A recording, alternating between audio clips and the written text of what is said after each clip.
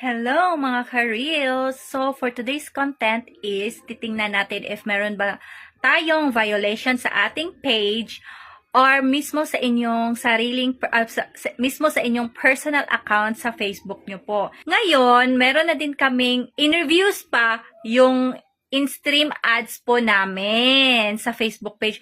Kaya nag-iingat po kami kung ano po yung mga ipopost namin na ayaw ni Meta.